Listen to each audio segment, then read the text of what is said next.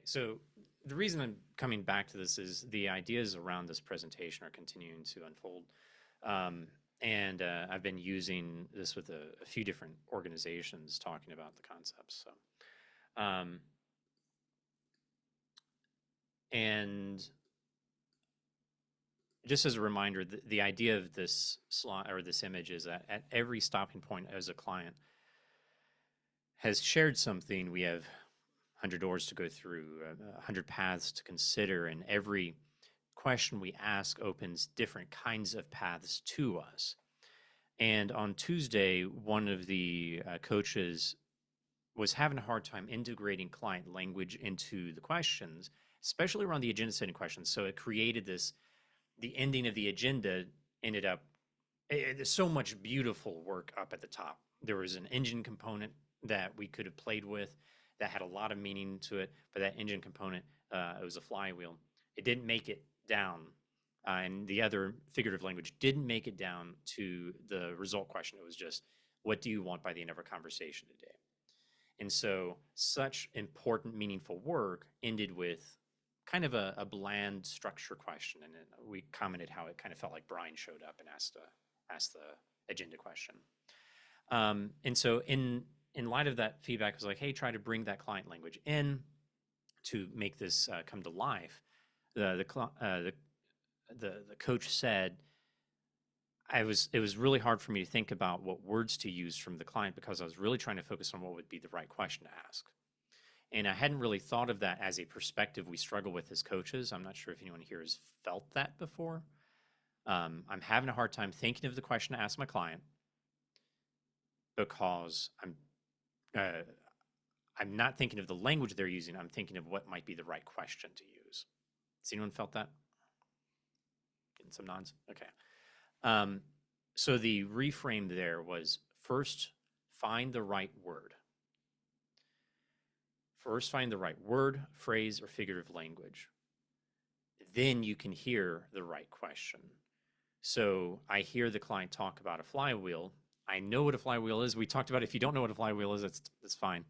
But knowing what a flywheel is, I could ask the question, what's getting in the way of that flywheel spinning? And I'm just saying, oh, flywheel, they said spinning up is their intention. The simple question that naturally flows out of that is just like, well, what's slowing it down? What's getting in the way of it? If I can anchor on that right language, it makes it a lot easier to come up with the question. So I do want to do this exercise again. Did we do the lifesaver page? I think we might. No, we didn't? Okay, good. We can do the lifesaver page. So this is an exercise that we'll do today to rank client language as an illustration when we get into practice. Now I'd like to do the part that I'm trying to articulate more effectively. I think it will help us with our perspective on what we do as coaches and also your future as a coach. I think as we wrap up this program, I do want coaches to be challenged to pursue the stronger levels of coaching. My contention or my challenge to coaches is that if you don't, you won't be coaching in the next 5-10 years. So we'll talk through whiteboard and Brian's horrible drawing. So let me get into this. And yeah, ask the right question, solves the crime. And here we want to find the right language from the client to create the right question for us. I think that's where we kind of dial it back one more step. What's the right language? So this little presentation that's on my mind starts with 2 points. And that is not a point, but it's okay. Let's say that this is where the client is, and whether it's an individual session or where the client wants to be by the end of the coaching arrangement, they want to get from here to here. And we can think, what's the fastest path between these 2 points? We might think it's just the general straightforward path. Oftentimes, though, that straightforward path tends to be the coach interpreting what the client means by that need, and therefore trying to get to some level of advice giving, potential solution, pointing at what the coach might do, something like that. So the fastest way to try to resolve this distance is for the coach to try to get that straightforward response. Here's what you might consider. And this happens where it's like, what do you want us to focus on today, client? And the client says, well, I'm having a really hard time with time management and keeping track of my my responsibilities, and I just feel like I need to revisit my calendar because I just things are falling through the cracks. Well, here's some ideas that have helped others in their time management calendaring. Have you tried this thing with Google? What kind of calendar do you use? Here's a resource on that, and so on. So early on in our coaching journey, we might have been this kind of coach. Hopefully, at this point, we wouldn't touch this as our default, even if we are in a bit of an advisor coach role. We would see the risk of that straightforward approach is this: we see a slightly different target that is not exactly what the client meant. So our advice, our track, starts with our initial interpretation of what the client meant, and we're just building this road that's not connecting with what the client really meant, what they really need. And so each time it's wrong, let's say they're like, yeah, I use this kind of calendar. Okay, I've not seen that tip, but oh, this doesn't really work. Maybe the coach tries this direction. Oh, that doesn't work. Maybe the coach tries this direction. And that's the kind of disjointed advising coaching that can happen when the coach makes the wrong guesses. It can create a mess, and it can really lead to the coach not serving the client's needs. So what is the fastest path between the 2 points? There's 2 general ones. And so it still is somewhat of a roundabout way of doing it. Let's see, there. Kind of a roundabout way where you might have some sort of package. And we talked about this in session 42. Let me slowly draw package. So you have a package of coaching, and maybe this is I need to get that promotion package. And we know that if a person's wanting to get here, that having these types of agendas, maybe there's the pie, and we have strengths and weakness coaching. We have their communication and interview prep and all that kind of stuff. Maybe a 360s in there. Here, 360. I need to get a stylus. That'd be fun. But you have all these kinds of things to help get to. I'm going to try to get the promotion, and we know that those types of agendas will help the client explore and get closer to their desired outcome. And the more we partner with the client, we're not just force feeding them these tools and resources, but we're exploring with them, we'll get there. And a lot of early coaching needs to be in the form of a package. Another form is what we might call like the tactical or technical version. That's more of like the what version of coaching. We get some sort of agenda here. What's getting in their way of their time management? What do they mean by time management? What's worked in the past, and what might help them, and how might they use those lessons for the future? And a lot of the language the coach uses here is a mixture of a bit of the tactical language of the client, plan, calendar, time management, maybe a few more in-depth words, but it's also guided by the coach's system of coaching. And so this path is kind of this is what works. As we understand the what, we can use questions that we find helpful with this kind of type. It's not advice giving, but that can shoot all over the place, but it is a little bit more of a roundabout way. So our work, though, For the future, I think as coaches will depend on our ability, your ability to have the stronger, straightforward path. And that is, and this is where it's gimmicky, I guess. It has to start with the why. And I want that why to be somewhere slightly different. I don't want a laser pointer. Give me my pin back. So it starts with the why. And I know that sounds like Simon Sinek, but the idea is if we start with an agenda that helps the client consider the why is time management a problem for this executive? Why is it on their mind now? And you've probably heard me say this way too often, but the START model is created off the ICF's competencies. The ICF markers of success on that competency 3, I think, are out of order and do a disservice to us as coaches if we try to systematically follow that order without really thinking about the client and their needs. And the ICF acknowledges that you shouldn't necessarily follow it in order. Their order is, what do you want to talk about today? What do you want by the end of the session? Why? And what are some of the subtopics or obstacles that we'll need to address? And what happens then is, what do you need by the end of our session as we talk about time management as like the first real coaching question? You get the simpler version, the more tactical version of that desired outcome or what they're after, the goal for the session. So we said this a lot. I still sometimes hear coaches later on in the coaching process move pretty quickly from, what do you want to talk about? What do you want by the end of the session? And I want to challenge you as a coach that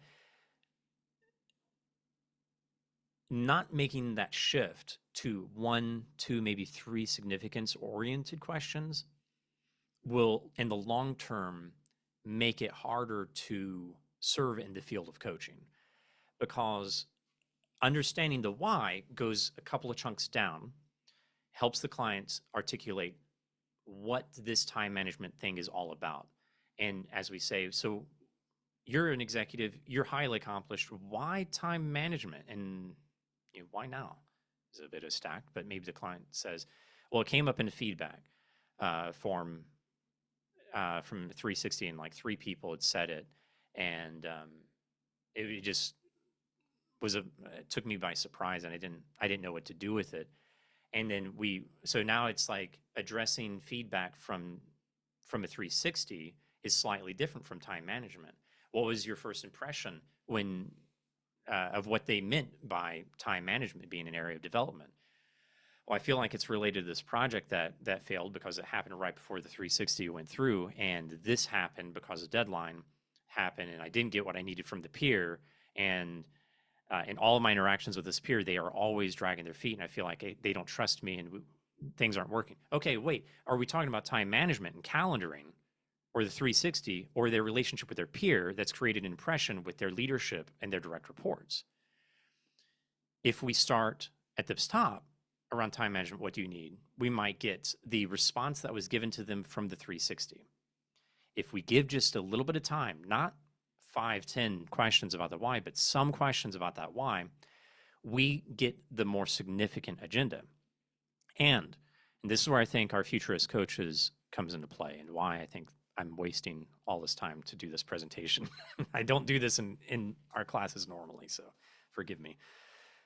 But the reason I think this is so important is that in taking the time to do like 2, 3 why questions, you will get the significant client language. And that client language becomes the thing that the coach uses to create tension. So now we have that this is about the peer, and they feel embarrassed. And at the beginning of the session, maybe they said something about their intentions for the year, and wanting to make sure that they aren't passed over for a promotion or a project or something like that. So being passed over, the lack of trust with the peer, and feeling embarrassed, those words create tension. Instead of saying, what do you want by the end of our session today? I could say, what do we need from our or what do you need from our conversation to help you uh, work through this embarrassment or embarrassing situation with the peer?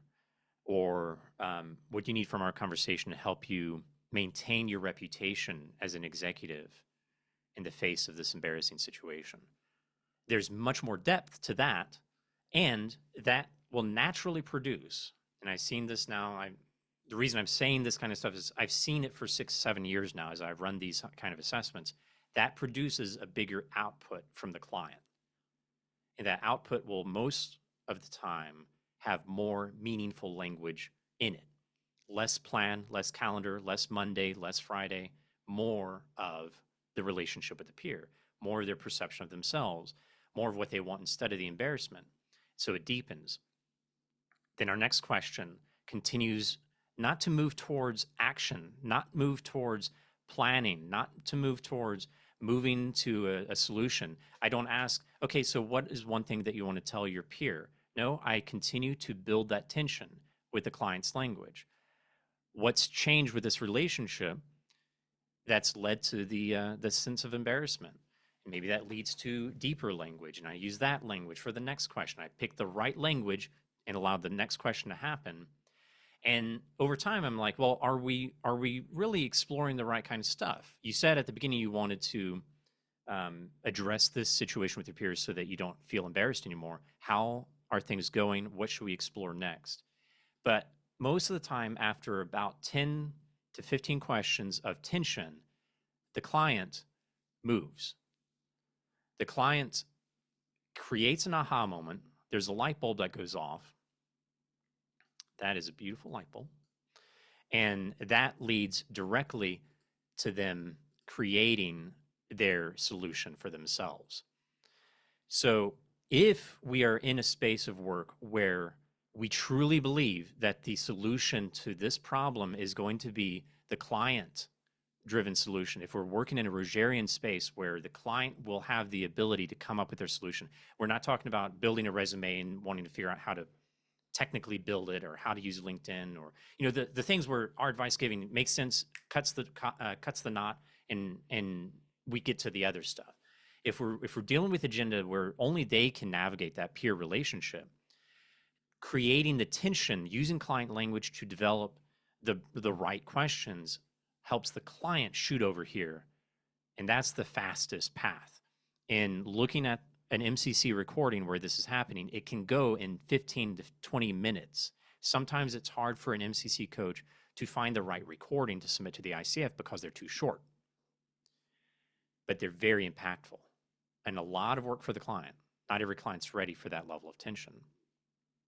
Now, again, the reason I say all this is our future as coaches is kind of dependent on our ability to do that deeper level of work. Because even in the presentation I did with the ICF yesterday, where we were talking about this concept, at one point I asked the question, how does being this boardwalk photographer relate to leaning in? And that was such a simple formula that sounded really nuanced and artful. And people were saying fun, nice things to me in the chat. But it was a bland formula that I was following. How is B related to A? B was said just now. A was said earlier. B was a statement of self, a label of an identity, a boardwalk photographer. Leaning in was the statement of the topic generally. So when you think about what might be happening, what is happening, if I had the AI assistant on right now with Zoom, this whole thing would be transcribed. And each segment would be labeled. And they do a good job with this. I've seen it, and it's kind of creepy, where the AI spits out the themes of each segment. And as you've heard me talk about, it can be really helpful to think about what's the title of this chapter of what the client is sharing? What's the title of this chapter? What's the title of the entire story that we hear during the session? And Zoom is able to do that already. That means that we could work as coaches with these companies and help them create these collision questions around client language. And, oh, this is a higher level. This is a 3, 4, or 5 out of 5 level of client language. Here are some options. We haven't done this kind of option of a question. this meaningful language with this type of meaningful question because the client seems to be ready for it. The AI wouldn't be able to see the client, but it might be able to ask those kinds of questions effectively. I feel like I could help it learn that. I think our future as coaches will depend on our ability to do this level of work, because future of AI will be able to do packages and tactical coaching easily. It will be able to do some of the transformational, but here's where it's really gimmicky, and I'm sorry if this is too much, but I was thinking, is this work dependent on having a witness? Is a person really able to have the tension build and shoot over to their solution effectively and to grow through that transformational process without a person witnessing them? I think this is something to really, really focus on with research as AI is interacting. If you look at Coach Hub, you can look at Amy, AIMY, I think. If you look it up, Amy with Coach Hub, you would be able, everyone can, maybe this next week, be coached by Amy and check it out. But Amy's not witnessing you.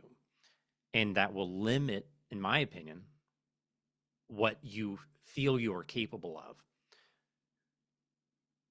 I can even sense as I talk this out, it feels very differently in my body saying it before these witnesses than it did as it was in my head as I was saying it out loud last night at 1 a.m.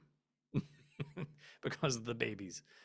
So that's what this is all about. Our future as coaches is probably dependent on us being able to do the transformational work in the next 10 years and being able to see the person while we do it. Because sometimes you can do this transformational work, but you're writing all this stuff down and you don't see the client's eyes light up. You don't see them shift and you might not hear the tone. This is the work that we really can do that can make a bigger impact. There's my TED Talk.